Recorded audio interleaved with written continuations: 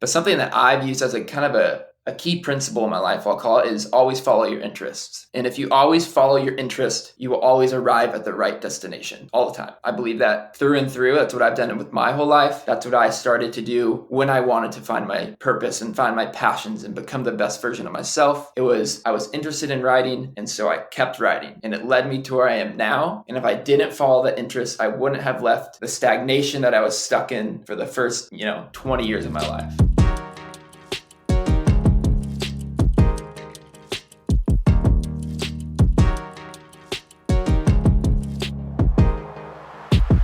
Ladies and gentlemen, welcome back to It's the Bearded Man podcast with your favorite, the world's favorite bearded man, Bob Bay. Each week with our guest episodes, I try to put the spotlight on someone who, in my eyes, is living their most authentic life. Our guest today was born and raised in Rohnert Park, California. He's an author, writer, and photographer. His first book, Moment, Volume 1, To Whom It May Concern, first published in May of 2018, and I read it. It's fantastic.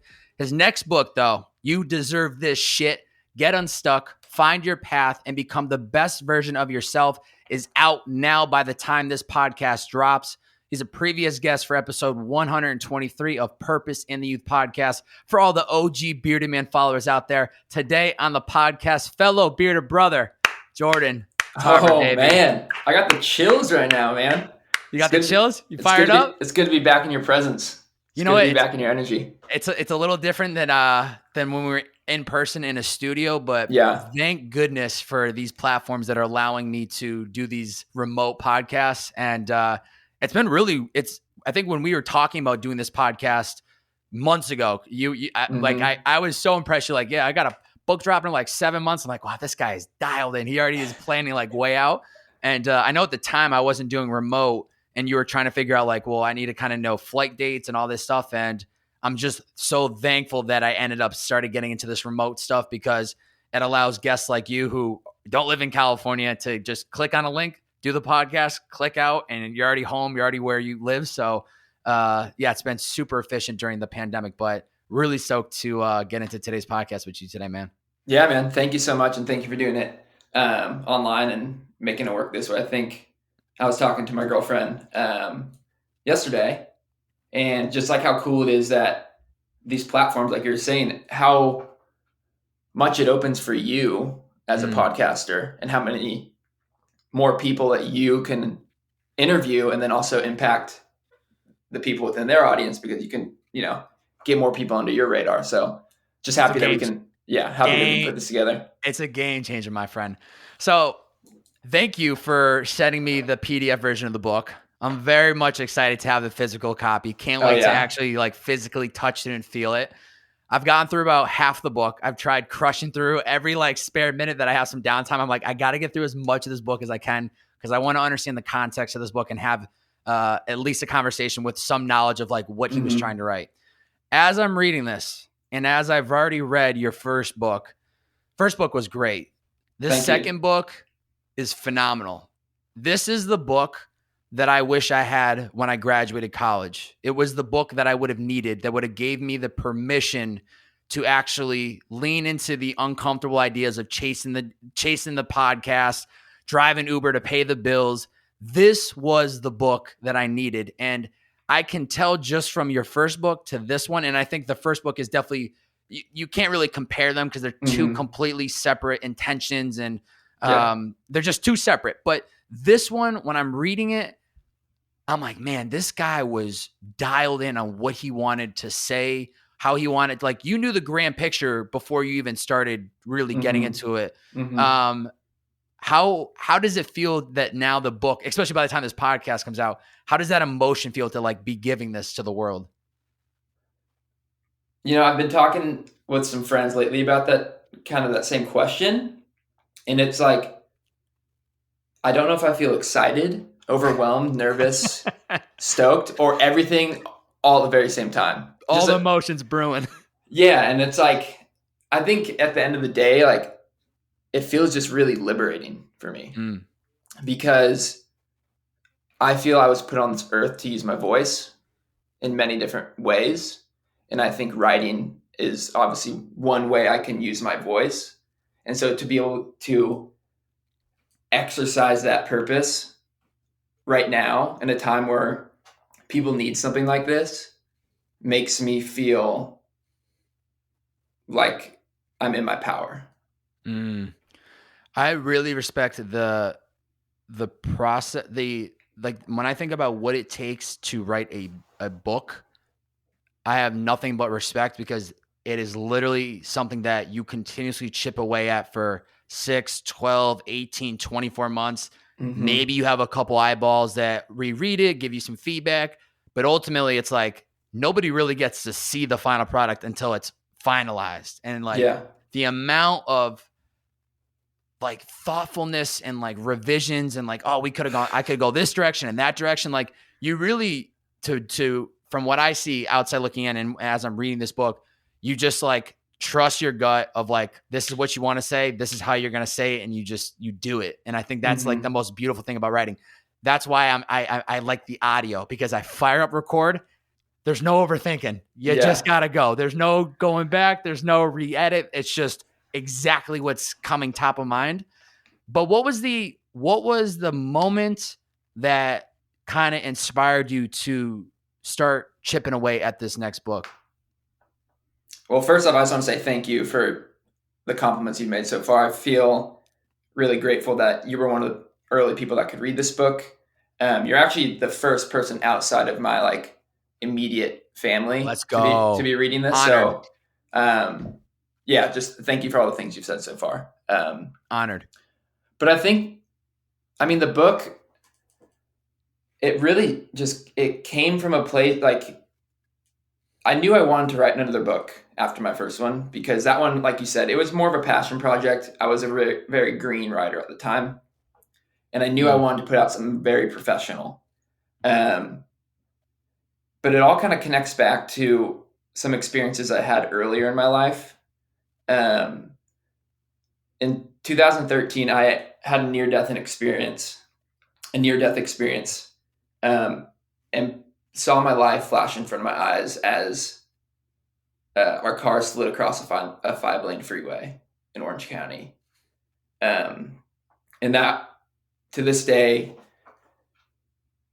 is the single moment that really taught me how to live, and it really taught me to wake up, and it taught me there's so much more to life than we think. And it just inspired me to want to find that meaning and then help others find that meaning. And then also my soul-searching backpacking trip in 2016 was another moment that woke me up a little bit more. And so both those two moments, I really think, caused like the want to put more words on a paper. I think there were so many lessons I learned within those two experiences that I wanted other people to learn without having to go through those same things. And so ever since I've experienced those two things, I feel like I've dedicated myself to living a meaningful life, but also empowering other people to do the exact same thing, which is really the place that this book comes from. Is I want to give people, and I believe people deserve to feel the same way I feel. And so I want to teach them the things that I had used in my own life that I've seen work wonders, so they can use them in their life to see their life flourish. Yeah. It's interesting how we have to go through these moments in our lives to like wake up, to realize like this shit is going to end. And you can either do one of two things. You can live an unapologetic life of doing everything that you've ever wanted to do with your life and not care or listen to how other people believe you should live your life. You choose to just live the life that you truly want to live, which is a scary, beautiful, amazing route that I believe both of us are on as we speak. Or you live a life of not doing the things you truly want to do, which to me, the destination, you crossing the finish line, is you looking back and going, wow, I wish I could have, should have, didn't do this. I didn't do this, but more so like I should have done this. Right. And so what I'm trying to say is these moments where it's like these light bulb moments of the car accident, backpacking, taking yourself out of the norm, taking yourself away from comfortability of being with friends and family. And like, you had the apartment in Newport Beach, you're working at the restaurant, your life is good, you're making money, maybe you're writing on the side, but to completely pull yourself out and to be uncomfortable is really going to be those moments that wake you and show you like, wow, like there's this other side of life that I never even thought I could get to. Let me like lean into this more and let me see where this could take me. Mm-hmm. Yeah. It's like, I don't know. I just feel like for me, when I left on that trip and when I went backpacking by myself, that was obviously the first time I really put myself outside of my comfort zone. And I feel like that was the real moment when I was like, okay, like a lot of life can happen when you exist outside your comfort zone and you leave your safe zone. There's like so much magic. There's so much magic in life, but you have to be willing to go find that magic. Yeah. Yeah. There's a lot of beauty out there, but you have to step up to the plate, swing the bat to actually get a taste of it. There's 3 parts of the title of the book though. You have get unstuck, find your path, and become the best version of yourself. Really 3 really strong little chunks right there. Get unstuck. How does one get unstuck? It's like, for me, I believe like the best way to get unstuck is to try something new, try something different, shake up your routine. I think Albert Einstein said doing the same thing over and over and expecting different results is insanity, which is by far the fucking most accurate quote ever. Yeah, showing up to the job that you hate, doing it over and over and expecting something to change in your life, it's not going to happen. Yeah, so it's like thinking outside the box, trying something new, exploring a passion or trying to find a passion, exploring your purpose. There's things that you need to do with intention, and you need to be aware that you are stuck. And I think what's important is if you are stuck, not beating yourself up for being stuck, but being grateful that you recognized you're stuck, because that is the first step of getting unstuck. And usually the recognizing you're stuck is the hardest part of the journey. The pivot. It's the moment that you're driving down this path, you hit the brakes, you're like, whoa, where are we going? Exactly. You don't necessarily know what direction now to go, but you acknowledging and being aware enough to realize this is not going to work in of itself is a massive, massive leap forward. And even if the first pivot you make, it might not be the last pivot you make, but at least it gets you away from the place where you're feeling your lowest. Yeah. Right. So even if you're stuck and you want to make an attempt to change, to cause a shift in your life, to create positive transformation, maybe you just need to take one step out of that path, and then you can kind of open your vision up to what else is out there, and you can make more pivots and then kind of refine your path more and more and more until you get to the path. Yeah. But I think what's important is breaking routine and breaking out of the ecosystem and the atmosphere that's holding you down. Yeah.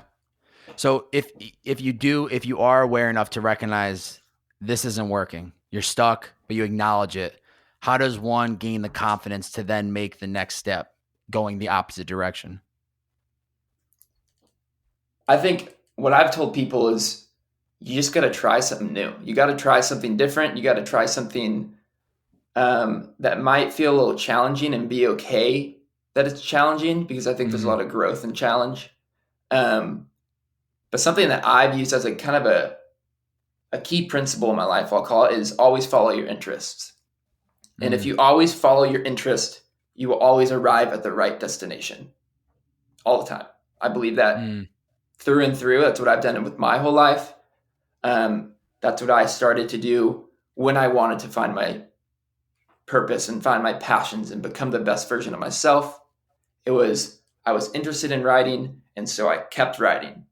And it led me to where I am now. And if I didn't follow that interest, I wouldn't have left the stagnation that I was stuck in for the first, 20 years of my life. Yeah. I think there was a part I did get to this part. It was probably right towards the end of how far I've gotten into the book. But Nicole, your girlfriend, gives you a really great piece of advice when you are trying to get into like music making. And I feel like that in of itself is the advice that not only when you have the confidence to take that first step, but to remind yourself, what was it? It was like you're always the beginners. I can't remember the name of the quote. It's give yourself permission to be the beginner. Yes. Which is, first off, exciting news aside from this. When this podcast comes out, she's actually going to be my fiance. So this is happening. She's not home right now, luckily, so I can say this on the mic. But tomorrow it's going down. So this is a big gem on this podcast. Yeah, so that's where we're at. Now we can try to reel the conversation back in. Wow. What a bomb right there. Let's go. Go. So there's that. Okay, cool. Yes, Nicole, my girlfriend now, fiance tomorrow. She's going to love listening to this part. She's going to love this. She's going to be around. Yeah, she told me I was struggling. I have always been a musician my whole life. I disconnected from it for a while and kind of came back to the desire to chase that craft. And I was buying different music equipment and building an at-home studio, and it just like felt so cool. And I started to do it. I was like, fuck, this is so hard. Like, this is so fucking hard. It's like learning another language. Yes, it has been. And it is. And she told me, she's like, you just got to give yourself permission to be the beginner. And that has stuck with me in any new thing I do. And even like when I reach a different stage of my journey, because now, even though I might feel exponentially more me and I've grown so much since since we last spoke in our first podcast years ago. Even though I'm so much further along my journey, every time I reach a new phase or a new chapter, I'm now a beginner in that phase, if that makes sense. Yeah. And so it's important to be okay with being the beginner, because you will always be a beginner in some aspect of your life. And being the beginner in something just means you have the opportunity to grow. And I think that mindset shift for me was seeing that, changing it from being like, oh, beginner, it's a negative, I'm less than people, switching that to being, oh, I'm a beginner. That means all I can go is north. All I can do is grow. There's so much green. There's so much in front of me. There's so much life in front of me, being the beginner. And I think that really helped me on my path in that moment, but also now to this day, I carry that with me. Notice how it's just, all it is just a perspective change, and it completely changes the way you view it. It's crazy. And I think people overthink that. And it's like, the perspective change is like kind of cliche, but at the same time, it's like, if you can just view it in a different angle, it will like literally change how you approach. Choice. Exactly. It's a choice. We all have the choice of, are we seeing something happening for us, or are we seeing something happening to us? Mm-hmm. So to take that step and to try something new, like the perfect example that I can think of it within my own life is like shifting from Purpose in the Youth podcast to It's the Bearded Man podcast. Was leaving the old podcast and starting something new scary as shit? Yes. Did it feel like, was there a moment where I was like questioning that decision of like, do I really just want to kind of leave this project behind and start something completely fresh? It like caught me off guard for a minute. I'm like, wow, I'm literally about to shut this down to start something new. But then it was like, wow, the beauty of this new project is I get to take all the lessons and learnings of the do's, the don'ts, the way I want to have conversations, the content that I enjoyed making the most in this project. And now I get to start fresh with something new, and it's a clean slate, and it's a new beginning. And it's like, that in of itself is the beauty. It's new. It's fresh. There is nothing there. You can't do anything wrong when something is so new. Yeah. There's no boundaries. There's no processes that you've put in place. There's no old limiting beliefs or no. It's a clean slate, clean canvas for you to, paint your new blueprint. Let's put it that way. It's beautiful. I mean, the other thing about you, which is which is really amazing, is like you have this writing passion, you have the photography passion, you have this music passion. You're wearing many of hats, which Mm-hmm. in of itself is not easy to do. How have you found that kind of giving yourself space? So like, obviously you spend some time writing and then you're giving yourself space because you're going to go shoot some photos and you're out in nature. And then you give yourself some space because you want to work on some music.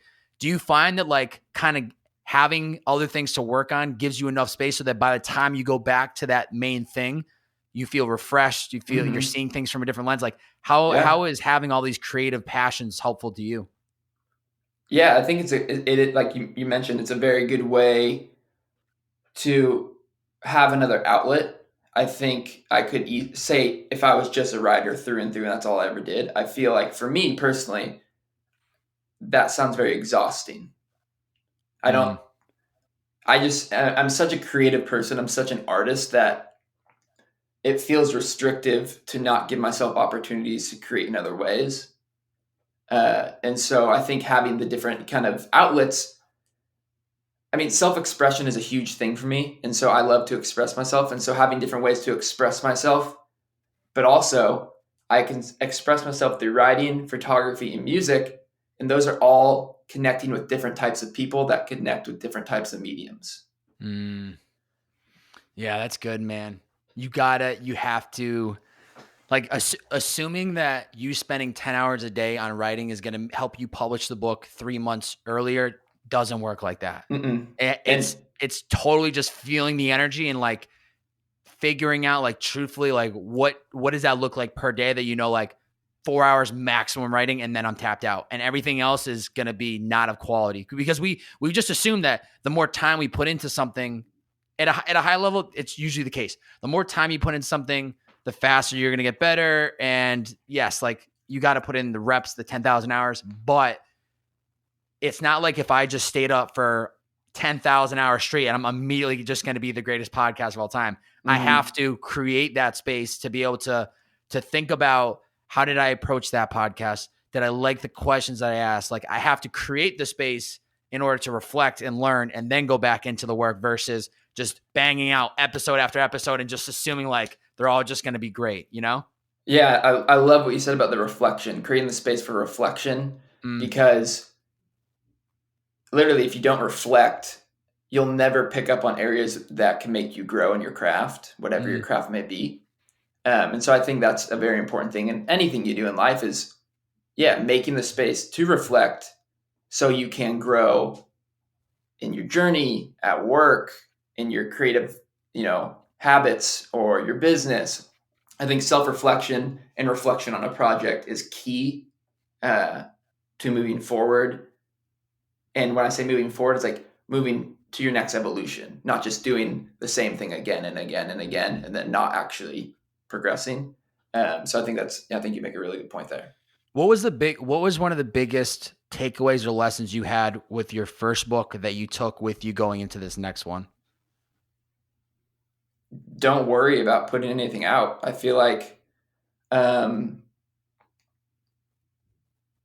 just if you like, I don't know, it felt like it gave me permission to keep publishing things and keep putting my words out there with confidence and courage, and realizing that even in the space I was in when I wrote that book, and I was a green writer and I was new to the game, people were still very impacted by the things I wrote in that book.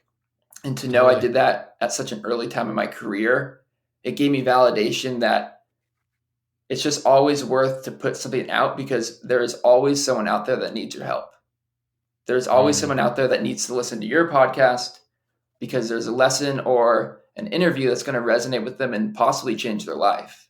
And so keeping that stuff in for both you, myself, other creative people, it feels like a disservice to not only the creator, but the person that might resonate with that. And so after I put out my first book, it just kind of gave me like the permission to keep that in a way. And it gave me that realization that, there's just always someone out there that needs what you have to teach.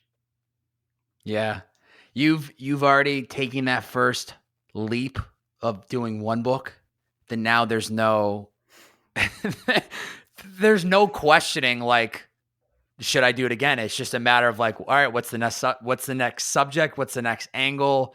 Like once you can do that first rep, then it's just a continuous process of putting in as many reps as possible. And like you're saying about self-reflection, it's like I've read that book many times and I would do it, 100 times differently now, but obviously I'm not going to go back and redo it. It's like, okay, I'm going to learn all those lessons.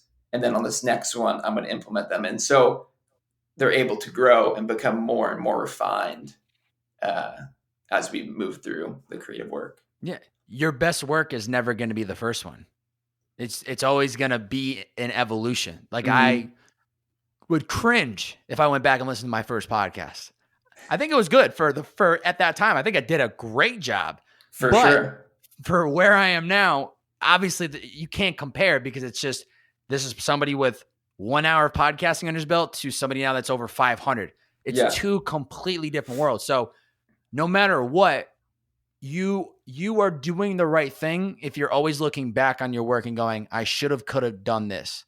But at the moment in time, especially when you're finalizing this book, you've probably reread it multiple times. You've gotten all these revisions and feedback, and you're just like, I'm confident with this. At some point, you have to just accept it for what it is and say, time to send it, put it out there to the world. Let's get some feedback. Let's get this on the New York Times bestseller, and let's keep it moving. Because the re-edit phase, the changing the word, this, that, the third, at some point, it's like you're just running in circles. Like it's not gonna.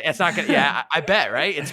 Dude, I can only imagine. Yeah, I called it the edit loop. There was always something I could find that I would want to change.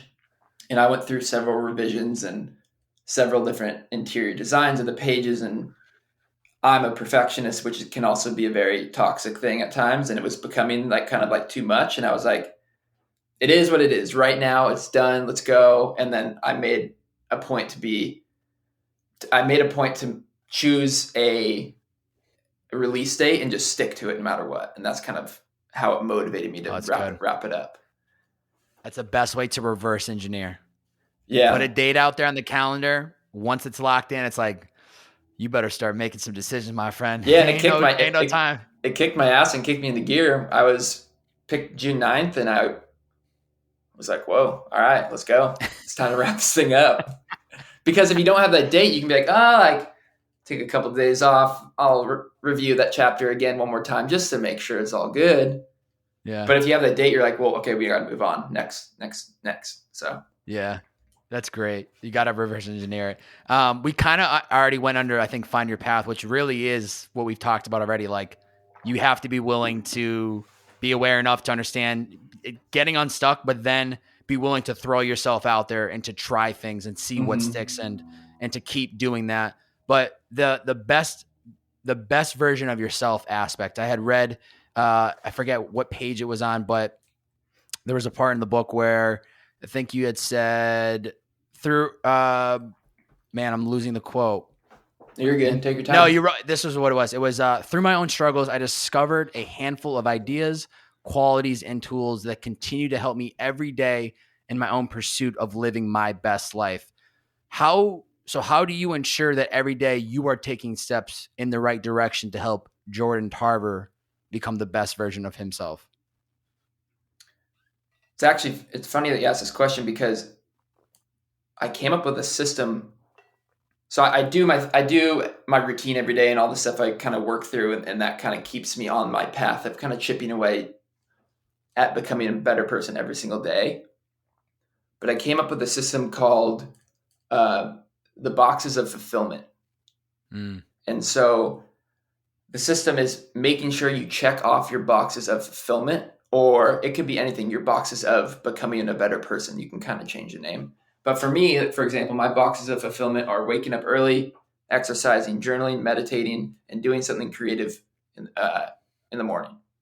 And if I can check those 5 things off, I know I've had a powerful day at the end of the day because I did things that matter to me. I did things that make me happy and bring me joy.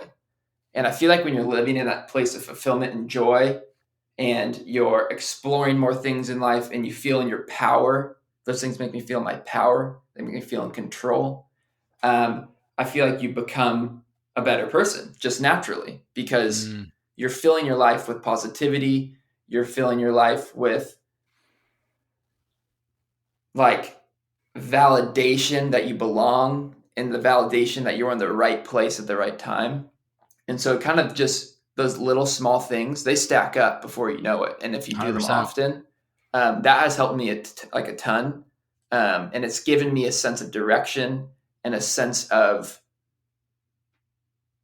just not feeling so scattered, like just like really just like in a path. Like it just keeps me in my lane. Yeah. Not saying it doesn't let me leave my lane and try something new, but just keeps me like, on my journey trying to become a better person. Yeah.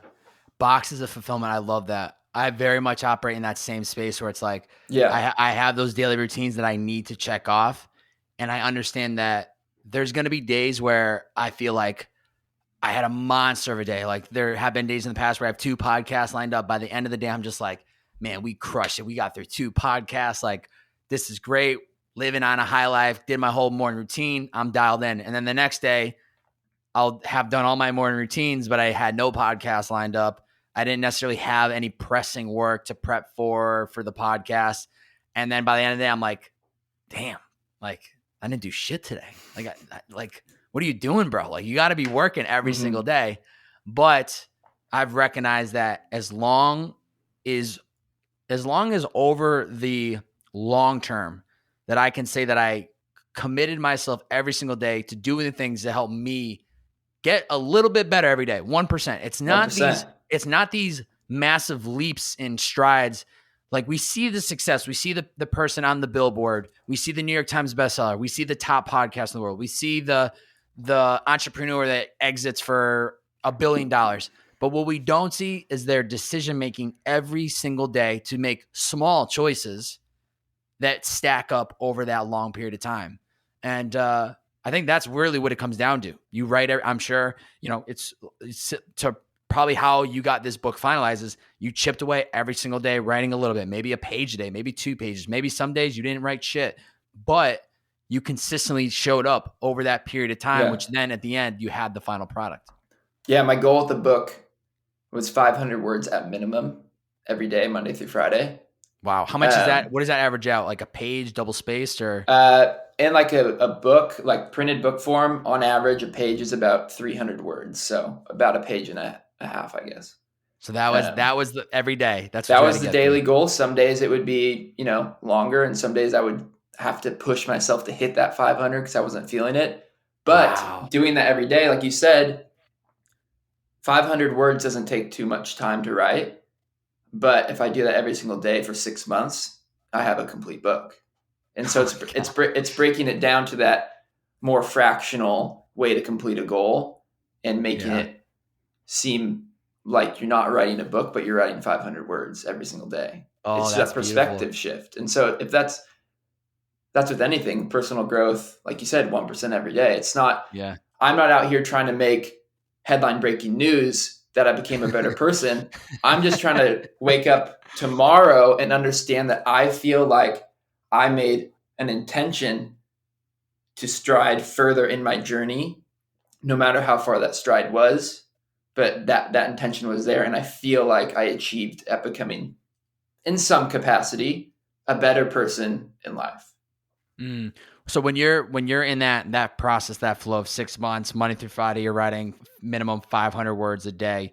Are you also putting a boundary like 2 hours? You have 2 hours to get through this, and that's it.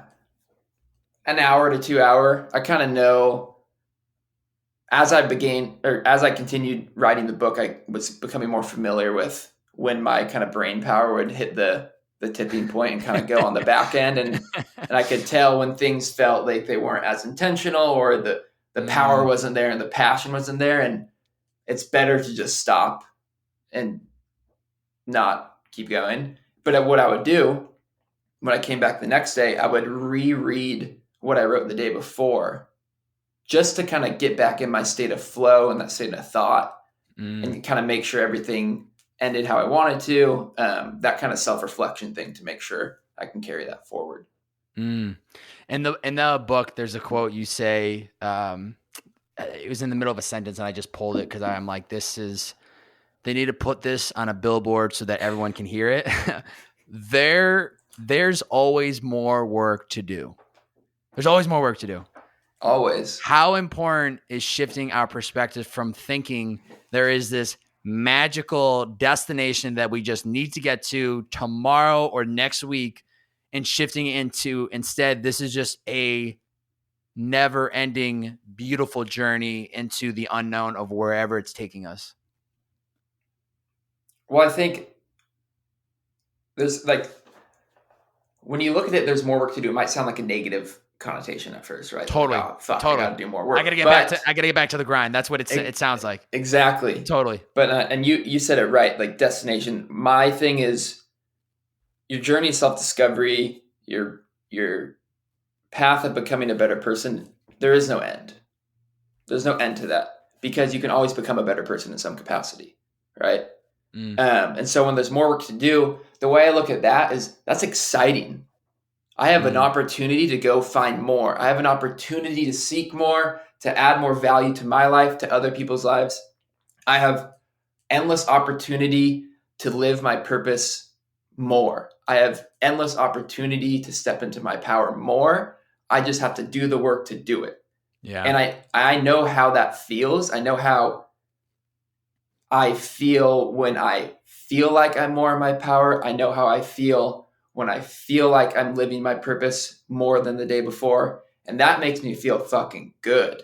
Like, that makes me fired up, and it makes me feel like I'm thriving, and that I'm not just thriving in my life, but I'm there for other people, friends, family, people I'm meeting in the flesh. And so, yeah, it's not a bad thing that there's more work. It's a good thing. You have an opportunity. It's a gift that you're here, first off, at all, that you have an opportunity to wake up and breathe. But it's also a gift that you have the opportunity to seek more meaning in your life at all times. Yeah. Because the problem is, if you get to this destination and that's it, then where do you go from there?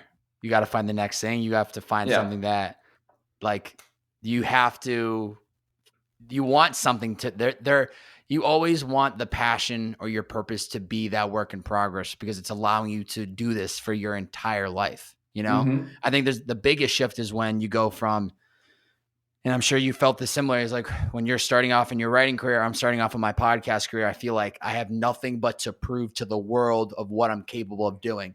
And so you're just grinding and you're hustling. And this is like when I went through like this whole burnout phase in my life, where it's just like work, because I have all these ideas and I need to prove.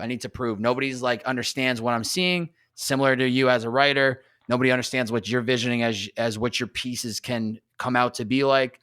And then there's a shift at some point after you've done the work long enough that you're not worried about showcasing, like you said, making breaking news, headlining news. You're not worried about that anymore, because you look behind you and you have all of this credibility of you showing up, whether it's blog posts, whether it's the first book, whether it's endless amounts of pieces that you have written. You've done the work. Now it's just about you enjoying the ride of where else is this taking you. And that shift alone allows you to be, like you're saying, you're more present in life. You're more looking at the day as an opportunity. You're not worried about tomorrow or the next day. Like when I woke up this morning, I had 3 things I was excited for, and this was one of them. I'm going to have a great podcast with Jordan. That's all I need to worry about. I'm not worried about the podcast next week. I'm not worried about the prepping I need to do next week. I'm worried about just focusing on this podcast. And tomorrow I'll figure out what else I got to worry about. But all this to say, when you can shift worrying about trying to prove to the world what you're capable of doing and actually just be in the work, be in the flow, it's a beautiful thing, because it allows you to enjoy the ride more, and then also understand there is always more work to be done. It's always going to be that work in progress. But I think it's just, I've even have felt it in the last couple months where I'm like, I'm not worried about how quick I get to the destination. I know the studio with the lights and the producers and the cameras, all that shit's coming. It's unquestionable. It's undeniable. It's already happening. I just need to enjoy the ride of getting there, because I don't want to be miserable walking into that studio, I'm like, wow, I just was Right. pissed off for 3 years trying to get here. You're It's not going going to to enjoy happen. it. No. Exactly. So now it's about just enjoying that ride of getting there. Well, and it's like, if you truly love the thing you're doing, and that's why I'm so big about following your interests, because you can be more present within that thing. Because if you truly, truly, truly love what you're doing, like you love podcasting, you don't have to be fixated on the future. You don't have to be fixated on the result, because you're so present in the opportunity to be doing it right now. And that's all that matters. And that's why I think it's so important to follow your interests, so you can be in that presence and so you can enjoy everything that comes with the journey of whatever you may be doing, and not just be so fixated on the result you want in 10 years. Totally. How have you gone about jumpstarting yourself though? You know, there's going to be days where you wake up super inspired. You're like, I can't even type as fast as the thoughts brewing in my mind right now, to then the days where you're just like, I don't even know where to start. Like I can't even get 3 words out. So I agree with you. Like you need to find ways to enjoy the thing that you do. But I think there's definitely some days where maybe you're not in the mood for it, or the motivation's not there, the juice isn't flowing. How have you created that momentum within you? Yeah, I mean, you're totally right. I had a lot of those days when I was writing the book, and even had them a lot recently. And that's kind of where I came up with the boxes of fulfillment, making sure I'm doing the things that make me feel happy in the morning, just to get me going. But if I'm stepping into a craft and I'm like, fuck, like nothing's connecting, nothing's coming through me right now that I can create. I think taking a break is actually a healthy thing to do if you need the break. I feel like stepping away is actually a healthy thing to do. But the problem is, most people are afraid to take a break because they're worried they're going to fall behind. However, if they don't take the break, they may never progress, because they're going to get stuck and keep hitting their head against the wall.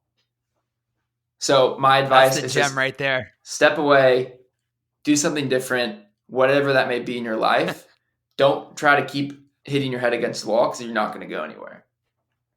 This is why when the weekends come, I crank up the heat, I send it, I live life, and I enjoy myself. Because Jordan, when Monday morning comes, not only does my body need the break from all the bad decision making, but I'm so motivated to get back into the workflow, because I just created this space where I'm not thinking about work. I'm living life. I'm enjoying myself. I'm living new experiences. I'm out just enjoying life as it comes into me. But then right when money hits, I'm like, oh, baby, I cannot wait to get into the solo pod this more. Like I record solo pods on Monday. And so it's creating that space though. It's creating that space so that when I do come back to the work, I feel very fortunate that I found a rhythm of creating space, so that when it's time to do the work, 99.99%, there isn't a hesitation. There isn't me overthinking. There is no like, fuck, I don't know what to write about. I don't know where to take this right now. It's just like, it's go time, you know. And I think that is too, I'm thinking ahead of time of like, I'm planting seeds in my mind about, you know, next topics I want to talk about for a solo pod, next guests I want to talk about, what I want to talk with Jordan. I'm thinking about this ahead of time, and I'm not like putting too much work into it, but I think it through a little bit before it's time to put in the workflow of getting things ready. But I feel very fortunate that I figured, and that's been through repetition. It hasn't always been like that. I've had many of times where I'm looking at a blank piece of paper for an hour plus, and I'm like, I'm literally wasting my time. Like, shut the laptop, move on to something else. But I feel very fortunate that I found that rhythm of what creating space looks like for me, so that when I do sit down to do the damn work, I'm cooking with gas, baby. I'm ready to roll. That's the best way to do it. And like, I'm sure you were possibly the same way in the past, but I know I would want to work on some sort of project every single day, because it made me feel like I was making some bigger progress in my journey. And so like I would, even on the weekends, you know, Saturday, Sunday, I'd like go to coffee shops and like try to put something out and like put some like words on paper, or like make some music or take photos. But it's like, it wasn't allowing me to have the disconnect that I needed to feel so excited when it came around again. And I think when we moved here to Washington in November, because there's so much new stuff out here for us to see, because frankly, I've never been to Washington before I moved here. Wow. And so signed a lease and just went? The first time I came to Washington was to sign the lease. And so unbelievable. Yeah, I just kind of it just felt right from the beginning. And ever since moving here, there's so much new stuff to do that I don't want to be in my house on the weekend. I want to go and experience this new area. I want to go hiking. I want to spend time in the city. And it's actually making me realize that that 2-day disconnect is making me more excited for my week. And when I compare my life now to when I was living in LA, I am exponentially more excited for the weekdays than I've ever been in my entire life. And the small thing that has changed is that I've given myself freedom to live and enjoy life on the weekends more, rather than thinking I need to be in my house creating something or working on a project. It's really interesting. Oh, that's beautiful, man. And it's just a simple switch. And I know that reset. I know we were talking about before we fired up the podcast, but like to move to the city, to move to a different city, or like me, I just moved to a different part of the city. Like doing those resets when it might feel like why? Okay, outside looking in, it's like Jordan Tarver. He's got a great spot in LA. He's from Southern California. I think is Roanoke Park is Southern California technically? NorCal, but I've been in I was in Southern California since 2012. Yeah, so it's like, okay, Jordan's been in SoCal for almost a decade. He's got an apartment. He's working remote. He lives with his girlfriend. Like, why would he want to leave? Why leave? Why if it ain't broke, don't fix it, right? But you have to switch things up. You have to spice things up in your life in order to really see like what else is out there, get inspiration. To quote a great writer by the name of Ego's Enemy, I'm blanking. Oh my God, book is right over here. Ego is the Enemy. Oh my God, this is gonna kill me. Are you looking up? Type in Ego's Ryan Holiday. Yeah, Ryan Holiday. Come on, bearded man. Don't disrespect the man. He tweeted this out the other a couple weeks ago, and I love this. He said it was like 3 bullets of how to not get creative block, and the last one was live an interesting life. And I was like, man, he's pretty much telling me to keep sending it and having fun. Because by living an interesting life, by taking yourself out of LA and moving up to Washington and being in a new environment, that's adding a new everything to you. It's like everything I see, it's like, oh wow, I've never seen this before, or I've never done this, or there's just so much. It's like so stimulating to be here, and like it's very like overstimulating in the best way possible. Yeah. And I think it's feeding my life with so much excitement and energy because everything is fresh and new, and everything is just unfamiliar in the best way possible. Here's the biggest question. Did you bring the van with you?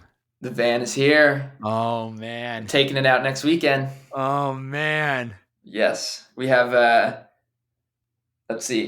trip planned pretty much every month until September, and we're doing a 2-week road trip to Montana, Wyoming, and Idaho in August. Wow. Yeah. So good for you, man. We put a lot on the schedule because there's so much to do out here when it comes to camping in the outdoors. And it's overwhelming in the best way possible. And so we're just going for it and just trying to do as much as we can this summer. Wow. When you go out on these trips, these camping trips, you just pretty much try to just disconnect from the internet when you can and just like be one with the nature. Pretty much. We'll still use like our phones to take videos and photos and stuff, but the content. We're pretty offline. But yeah, it's nice to have stuff to look back on. Yeah. Look back on, but big content guy too. You know, you gotta be ready to drop some heaters. I think one of the most important. I know we're kind of bouncing around, but this is just it's all good. I think one of the most important lines that I've read in the book was this: your potential is the permission you give yourself to achieve success through your passion, while being able to spread your purpose through offering value to the world. What's the difference between passion and purpose, and how do you find it? Passion is the craft. Passion is using my voice, but it's like writing. That's my passion. Music is my passion. Photography is my passion. My purpose is like the message I want to send through my passions.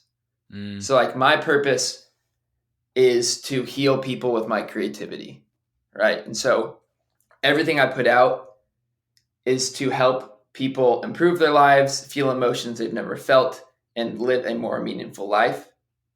and I try to send that purpose through all of my passions. So anything I do in my life that I'm passionate about, I try to make sure that my purpose is coming through that. So there's an intention to what I do, and my purpose helps me. It's that guiding thing that's like, okay, you're doing this, but why? It's the why. I'm doing it because I want to heal people. I want to help people. I want to make people feel more empowered in their own life. I want to make people have an opportunity to improve from wherever they're at if they're feeling like they need to improve. Yeah. To full circle what we were just talking about, I feel like I just had a light bulb moment of your passion is the vehicle that you're in. Mm-hmm. The purpose is the never-ending destination. It's never you're never just going to Great way to say it. You're never going to hit it. You're always going to be chasing the sunset. The vehicle is the thing that you can do every single day that you control, but that ultimate purpose is you're never going to hit it. It's always going to be that work in progress. Yeah, it's your North Star. That's how I kind of look at it. It's like, it's the why. So why do you do something? It's because this is why, and that's why I think it's so important to find your purpose or do work around finding it, although it may take some time. But once you have it and once you got it, it makes decisions. It makes helps you put a certain intention behind something. It just makes it easier to like go in a way, if that makes sense. Yeah, it is. It'll already be out by now by the time this podcast rolls out. But the next solo pod I have coming out next week is about finding your true north. And I like when I think about the version of myself, like I said, when I was reading this book, to me, this book is literally what I needed when I was graduating college. When I think about that mindset and that version of myself then of just so unsure of what he needed to do with his life, where to go, what the medium was, like to where I am now, where it's like I recognize it and I acknowledge it almost every single day, like how, and I write about it in my gratitude journal every day, how fortunate I feel that every day I wake up with the passion and the purpose. Mm-hmm. I know my passion is people through the podcast medium, and this is something I will continue to put reps in for a long, long time. And I feel very fortunate that I know that the reason I do this is to help people reach their inner potential. That same version of myself who was trying to figure out what he wanted to do with his life, what his passion was.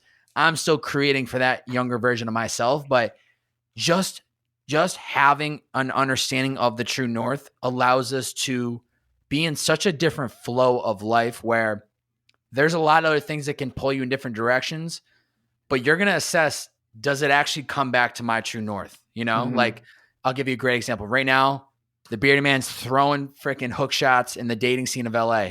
And when shit doesn't hit, it doesn't matter. You know why, Jordan? Because I'm so focused on this never-ending journey of what I really need to do. And so I keep marching to the beat of my own drum. I keep staying focused on this path.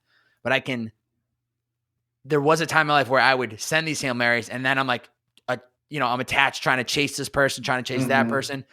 But when you can find, and it doesn't have to do with dating. It could be a magnitude of other things that are happening in your life. When you can take the time to do the deep work, to have the stillness, to put in the reps, to follow the interest, and to really give yourself the space to try these things out, it just sets you up for an incredible life because you wake up every single day with a sense of what you're supposed to be doing and when. Not to say that you need to do it every single day. I don't podcast every day. You don't write every day. That's right. Fine. It's like we talked about, you need that space, but just knowing and having an idea of what we think we should be doing in of itself is one of the biggest wins we could ever look for within our own individual lives. Yeah. I think one word that would sum it up is that it's comforting. Yes. Like it's very comforting knowing that I can wake up every day, knowing that I understand why I'm here. Yeah. It's very comforting and it makes me feel, comfortable in the best way possible. Yeah. Still has a lot of fuel in them to do the damn thing. Yeah. I'm comfortable knowing I know what I'm supposed to be doing and when, and I know the path I'm supposed to be going. Yeah. Not comfortable in the sense that, okay, I'm going to sit back and chill because I got to figure it out. You got to chill once in a while. Lounge up on the roof. But no, just comfortable that like, it just feels at ease. Puts me at ease Yeah. knowing that I can wake up, and I'm sure it makes you feel the same way, that you can wake up Oh yeah. knowing that this is why you're here, and it gives you so much direction in your life. Yeah, it's truly beautiful. The book itself, I believe, is 210 pages in total. Maybe it'll be a page or two shorter when it comes out, whatever. Something, it's going to be around 210. And one sentence, what do you hope is the takeaway for people? That you should always feel like you have the opportunity to become the person you deserve to become. Simple as that. You deserve the opportunity to become the person you're supposed to become. 100%. Yeah. Yeah, that's powerful, man. It's powerful. It's stories like yours and it's conversations like this that I think, and I once again, I can think back to when I was like trying to figure out my own shit. It was conversations like these that gave me the green light, that gave me the belief that I could actually do these things that might not be the normal path. Mm-hmm. But I'm listening to all these top podcasters with these great interviews, and I'm like, these guys took a risk. These guys believed in themselves. These guys had hurdles that they had overcome. Mm-hmm. If they've done it, why can't I do it? We all have that permission, though. And I think that's like what I kind of want a lot of my work to like show people. Like I'm a normal person, you know, like I had my struggles, I have my struggles. I was very unconfident my whole life. I was very not in line with my purpose. I didn't know what the fuck was going on for a long time. I didn't feel like I was very strong in social situations, and I decided that I wanted to make a change, and that now I feel like I'm living so in my purpose. I want to put work out to show people that they have the same opportunity that I did, because at the end of the day, we are all people. Yeah. I completely agree with you on that. Why should everyone pick up a journal and start writing today? It's the best way to learn about yourself. Hands down. It's the easiest way to become aware of the things happening internally and externally. It's therapeutic. It's just a nice place to put your thoughts. I think for me, keeping my thoughts in is very harmful, especially if I'm having like a negative talk in my head or negative chatter. Like processing it in my head is never going to help. I need to dump it somewhere. You know, I need to get it out. And so I think journaling is it's a good escape. It's a good place to, just become more aware of life in general, but also you as a person, and just learn more about who you are and who you want to become. And I think it's been a practice that I've relied on heavily for the past 6 or 7 years. And that's why I include it so much in my work, because I've seen it do so much wonders in my life. And I think it can help a lot of people. What's the advice you'd give to people, though, that are like, okay, Jordan, I got a journal, I got a pen. Where do I start? How do I do this thing? Yeah, I mean, there's a couple different ways that I recommend. I mean, gratitude journaling, I think, is a great place to start. And like, that's just a great type of journaling because one, it helps me be more grateful. And I think that's very important in life, but it's also not like a hard journal prompt. It's not a hard thing to write about. Whereas if you're getting a big, introspective question on how you feel about a certain thing in life, it might be kind of difficult in the beginning. But if you can simply just write down 3 things that you're thankful for today, just to start, I think that is a great place for people that might be afraid of actually writing and thinking that it's challenging. What are you thankful for? Are you thankful for the fact that you got to have a cup of coffee this morning? Are you thankful for that you have a job? Are you thankful for the food in your fridge? It doesn't need to be profound, but it's recognizing those small things will start to teach you of all the great things around your life. And then you'll start to see what you're actually thankful for. And that's going to teach you more about like what you value. Yeah.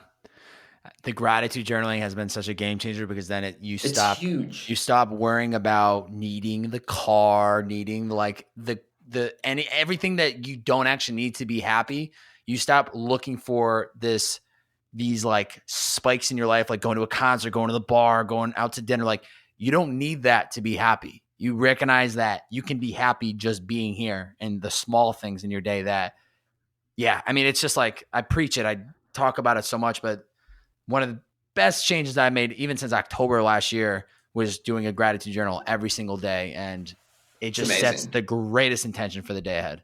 Yeah. I think it just makes you content with what you have right now. Yeah. And you're not looking for that concert, like you said, or the car. It just makes you thankful and happy for the things that, I'm in my studio right now. Like, I'm just looking around like, damn, this is fucking awesome. Like, I have the things that make me happy, and I'm thankful for my keyboard because it let me write my book. It's those little things. Yeah. I think watching the documentary The Minimalist also changed my perspective of like, less is more. I don't need all this extra shit. I just need the bare minimum to execute at what I need to do. And if I have the bare minimum, I'm not going to look for more, So I think that even changed my perspective of just looking at just the things that I have in my life. February 23rd, I'd scrolled on your IG. You had a post that said, I think you had written on a sticky note, it says, the more you fail, the more you learn, the more you learn, the more you grow. What's been one of the biggest failures or setbacks that you have faced in your life, and how did it help you grow? That's a good question. I feel like, oh man, I think just there's a lot of things that I feel like small little failures in the process of doing this book that have occurred. And I think they've all in themselves have taught me so many lessons that are applicable, not only in the sense of putting something out and marketing a product, but just being okay when things go wrong, and being okay when you fall short of your expectations. So I can't pinpoint like one big failure I had, but I think I've had a lot of moments in my creative career and in my just personal life where it's like just these little, like, where I don't meet the expectation, or something happened a little bit differently where I'm just not very happy with it. But instead of like looking at them like, oh fuck, like that, I fucked that up. Like, oh, like, just like, instead of looking at it with that attitude, like, there's a lesson in every failure. Failure is our greatest teacher. And I think that's another perspective shift that needs to happen in the journey of becoming the best version of yourself. And so, the more you fail, the more lessons you're taught. And when you're taught more lessons, the more you learn and the more you grow. And the more it's setting you up for a greater success in the future. Yes, exactly.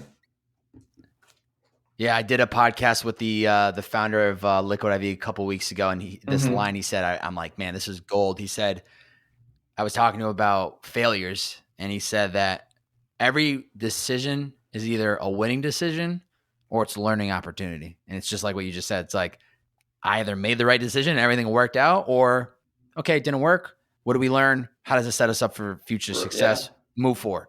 Not we failed, we screwed up. Oh man, we got to quit. Shouldn't be doing this. Nope. What did we learn? How do we move forward? What did we learn? How do we move forward? We made a winning decision. Great. Keep moving forward. Yeah, I think Will Smith, his philosophy is fail early, fail often, and fail forward. Yeah. And that was like a big thing for me when I was writing the book, and like kind of like maybe being afraid or holding back a little bit, or like not thinking I was deserving of doing this, was that whatever happens, good or bad, it's all going to push me in the right direction. Yeah, that's beautiful. What's a question in your life you're trying to answer right now? Is there anything else out there that brings me joy that I haven't tapped into yet? I just feel like I'm constantly on the quest of finding more things I'm interested in, more things that I can, find fulfillment through. Interesting conversation I had with my roommate last night was like, at some point you recognize there's only so much time in a day, in a week, in a month, in our lifetimes that you have to be very selective of where do you spend your time.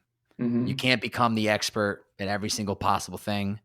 I do love that idea though, like always being open to what other things bring me happiness, but also to recognizing like at some point, either something might run its course and maybe it's time to pivot and find something else, or it's doing like what you do. You have these multiple passions that all bring you equal value. And then just being aware enough of like, am I putting enough energy into all of them? If yes, do I still have spare time? Cool, let's go find something else. Or am I lacking and not putting enough in the music? So now I should be spending that extra time there, you know? I think when I think about that question about like what else is out there that brings me joy, I think what I'm really looking for are things that I don't want to do as a career opportunity. What are things out there in life that are done for pure joy and joy only? Because as a creative and as an artist, it's really easy to turn everything you create and do into something that you can monetize. And so there's a fine line of doing something just to do it and not doing something to eventually turn it into a business idea, if you will. Totally. So I think I'm on a quest of finding things that I can do for pure enjoyment. Which I think you're already doing it. Yeah. Right? Writing. Yeah. The books. Like, yes, there is a monetizing part of this, but you wouldn't have gotten to this point of writing a book if you weren't enjoying that entire process of getting to it.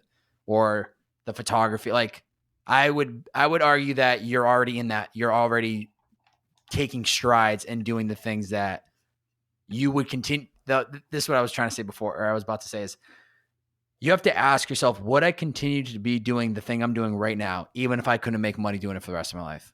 Yes. If yes, you know you're on the right path. And then the second part of it is that and I'm sure you've heard this one, don't chase the money, let the money chase you. How do you get the money to chase you? By doing the damn thing that you love to do, that you get really good at because you're doing it for the right reasons that you would do even if you made no money doing it. And then the money comes knocking on your door. The 30-second gem of this entire podcast is what I'm about to say. Not because I have wisdom, but the beauty of this conversation, Jordan, is that it's 2021 right now. Fast forward, I don't know, 3, 5, 8, pick a number. It doesn't matter to me. We're going to be able to look back on this clip. You're going to be living full-time as a writer, multiple books out, couple on the fucking New York Times bestseller. I'm going to be doing podcasting full-time. I'm going to have a studio. It's going to be incredible. And we're going to look back and go, wow, like, who are these young bucks, like, trying to figure it out, like, you know, doing what we love, but also, like, really super curious if, like, we can monetize and make it a living. That's going to happen.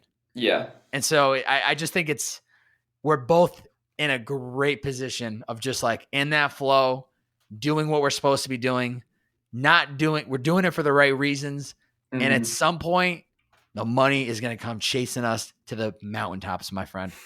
Calling it right now. Love it. Love it. Calling it right now. We're going to get into quick cues as we kind of wrap up the podcast. What daily routines help you? I know we kind of touched on this, but I try to give, like, these are just quick fire for people. What daily routines help you operate at your highest level? 45 minutes to an hour of exercise in the morning, 10 to 15-minute meditation, 5 minutes of journaling. Game changer. Three simple things, less than 2 hours.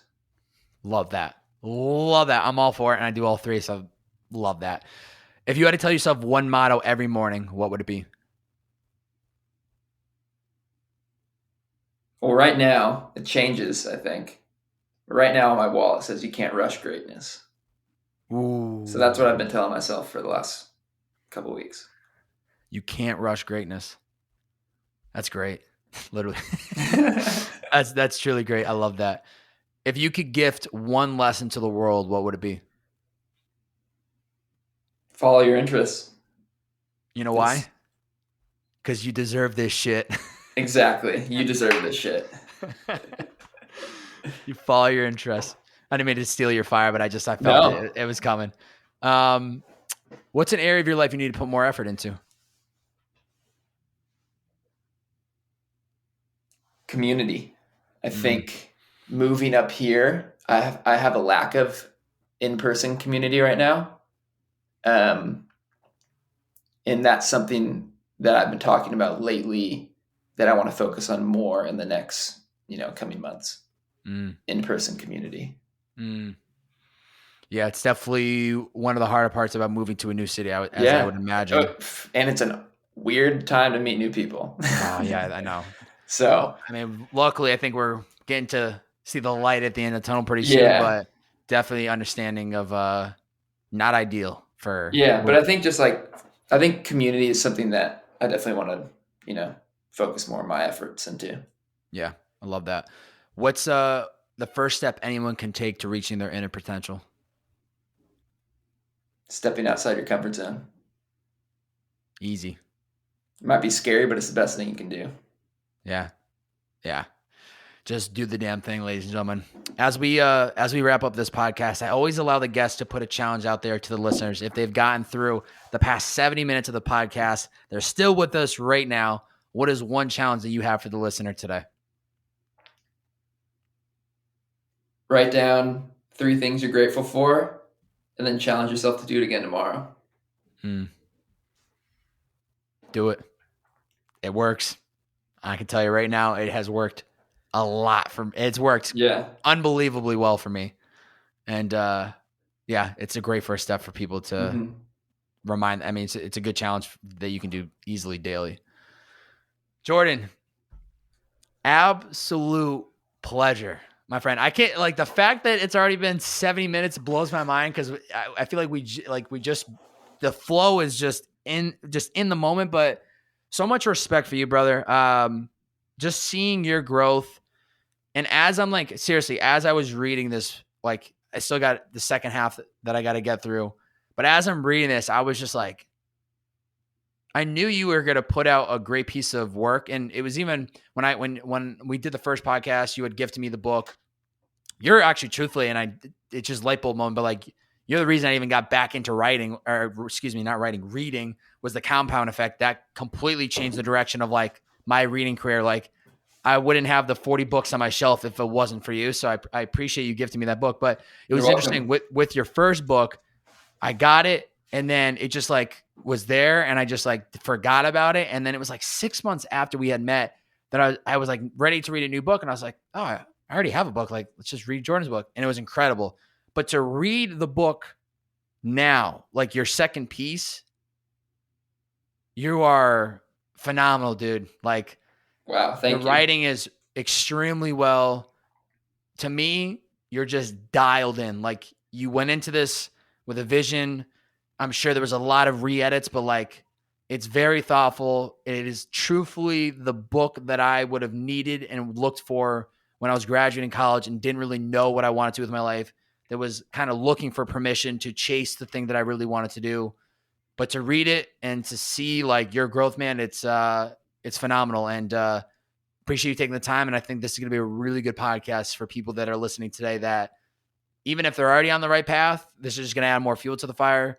But if they're not doing the thing they really want to do, I think this is going to be the moment that could be that push to go into the uncomfort, to get into this life that they've always dreamed of. And just really, really good conversation with you today, man. Thank you, man. I really appreciate all the things that you said about the book. It means a lot. It really does. Dude, I'm honored. I'm the first person outside the fam to get a first read. Let's go. Dude, I gotta hook you up. Let's go. Ladies and gentlemen, me and Jordan got a favor to ask for you. 2 favors. First off, if you enjoyed this podcast, please, please, please screenshot this episode, post it to your IG story, tag Jordan. He is at Jordan Tarver, JordanTarver. Tag me at Bob-A. That's B-O, 3 B's, 4 A's, and a Y. Share out the podcast on your IG story and let us know what you enjoyed about this episode. What was the takeaway? What did you learn? Let us know. But the second part is you got to go cop the book. Where's the best place to get the book? JordanTarver.com/YDTS. Beautiful. The first letters of the book title. Amazing. Ladies and gentlemen, you deserve this shit. You deserve to read this book. So go get it today. I will have the link in the description below. You can also check out, I believe he's been posting content on a specific Instagram for the book, which is @YouDeserveThisShit. Go check it out. Give this man a follow and read the damn book. Jordan Tarver, thank you for taking the time today, man. It has been an absolute honor. Thank you. Really appreciate it. Love talking to you. Oh, we got chapter 3 coming soon enough, my friend. Ladies and gentlemen, thanks for tuning in. It's the Bearded Man Podcast. See ya.